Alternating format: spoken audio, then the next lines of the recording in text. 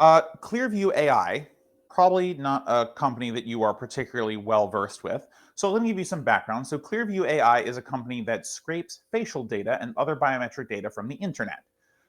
They go through Instagram, Twitter, Facebook, all kinds of social media to get people's faces, and they use this to assist law enforcement in the identifying of individuals from cameras and things like that.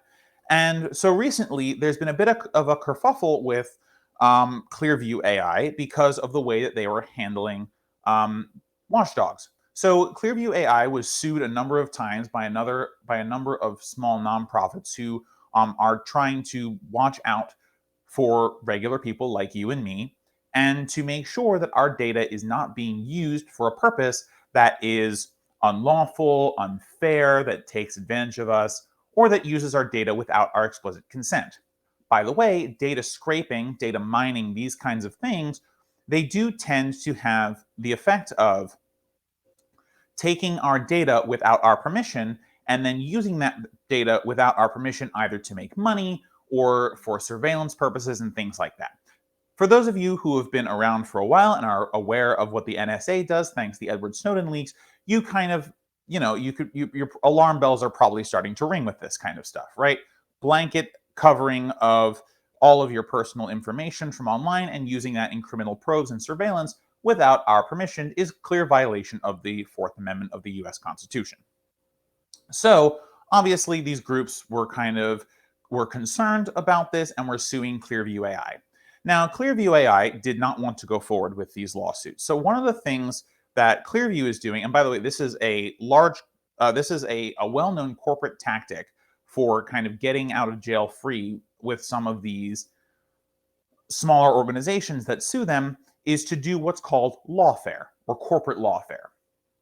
So essentially, what this means is a corporation will use the fact that it has lots of resources in order to bog down the court proceedings and to keep these small organizations filing additional paperwork and having motions and other types of legal maneuvers, all of which cost money, right? So if you're not a lawyer, you might not know, but anytime you have to file something with the court or answer something that has been filed against you, all of that costs money. And sometimes it's not very expensive, but sometimes it's very expensive. It all depends on how many resources of the court that it's going to use for, the court to figure out, whatever it is that's being done here. Now, for a corporation who makes billions of dollars every year, like Clearview, these couple $100 here, couple $100 there, plus paying the lawyers, this doesn't cost them much money. And for them, it's kind of a cost of doing business. These kinds of expenses are more or less factored into the general idea of the business that is being conducted in general, right? It goes into the budget. Hey, we're going to spend this much on legal fees and things this quarter or whatever. And so for large corporations, this is a drop in the bucket. It does not matter to them. However, for these small watchdog organizations, what it can do is it tends to bankrupt them because they are typically enforcing a niche right or under a privacy law, or there are other circumstances where this exists too. But essentially, also journalistic organizations, right, will sue a governmental organization or a large corporation if it's found out something, right? And because these nonprofits do not have as much money as either the government or large corporations, oftentimes what goes on in these situations is that instead of actually facing the merits of the lawsuit and actually addressing whether the thing that the corporation or government is accused of is actually true, what they will do instead is to just bog down the proceedings so that eventually the small organization or the group of people or the individual who is filing the suit just runs out of money and has to withdraw from the suit or just get the case dismissed because they cannot answer any longer the massive amount of pleadings that the corporation or government has pushed against them. And this practice of using your resources to force the court to charge you more fees and to charge you more legal fees, to force you to incur more legal fees is called lawfare. Now, in the way that this is done in corporations, right? It's called corporate lawfare. Done government lawfare. Essentially, this is a tried and true method, unfortunately, for depriving watchdog organizations of their ability to actually protect the people that they claim to protect. Now, the so Clearview is in violation of a law called BIPA. It is Illinois' data protection law, biometric data protection law.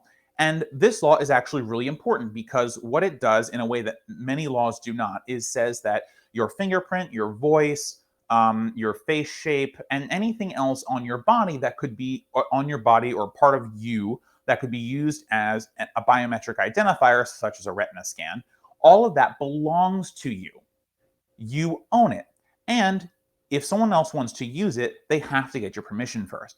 So obviously, you can see that there's a conflict here between what Clearview is doing by scraping massive amounts of data from social media and what this law protects against, which is essentially the large scale scraping and non consensual use of biometric information, including faces.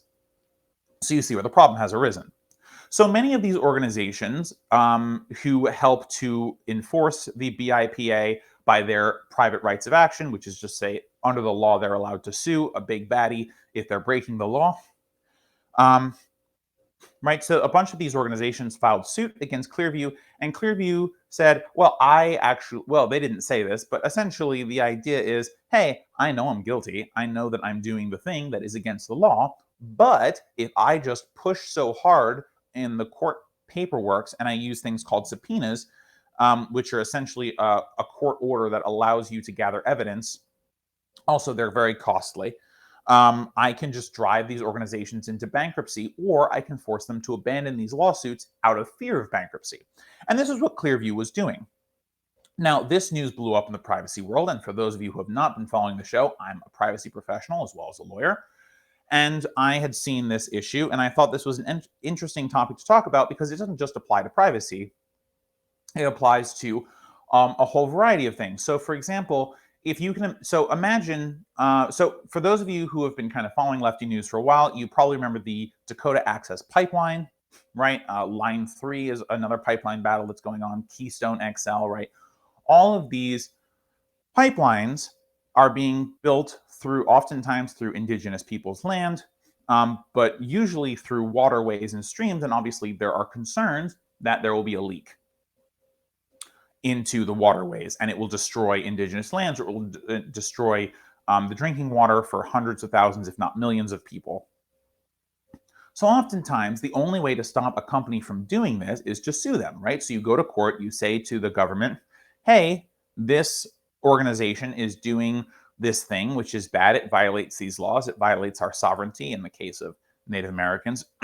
It violates my property rights in the case of individual landowners. Or, it violates like an EPA water rule or something like that, right? That you typically find a ground on which you can sue. And because it's individuals, nonprofits, and indigenous tribes who are suing, they don't have a ton of money to put behind these lawsuits. So oil and gas companies have realized, well, if we just use lawfare, we don't actually have to fight on the merits. We can just push them and push them and push them and push them until eventually they don't have enough money to continue fighting us. And unfortunately, this is what has tended to happen. So we're seeing this kind of come out again in Clearview AI. And there is obviously, when this news came out, there was a lot of backlash. People have kind of seen this show before, right? We know that what lawfare looks like. We know that it's an unfair tactic. And we know, honestly, that in some ways it's an admission of guilt. It essentially says we are too afraid to counter this on the merits. So we're going to use underhanded tactics to push our adversaries out of court. Because think about it this way, right? If you're an organization and you're not doing anything wrong, and you really do believe that you're not doing anything wrong and you have nothing to hide, why wouldn't you just go through with the case? It would be a quick case. You would prove that everything you were doing was on the up and up, and then you'd move on and it wouldn't matter anymore, right? But when you take these actions, essentially you're saying, we either do not want to or we are afraid to fight this on the merits, which means either we are guilty or we're afraid of what people might find out, even if we're not guilty. And you take that to its logical conclusion, which is we have to do literally anything we can to stop people from finding out about us. And so you engage in lawfare. But if there was nothing to, if there was nothing to find, then obviously in the scope of the lawsuit, then you would just, you would fight it. It would be done very quickly and you'd move on. So You can see that this is an obvious problem.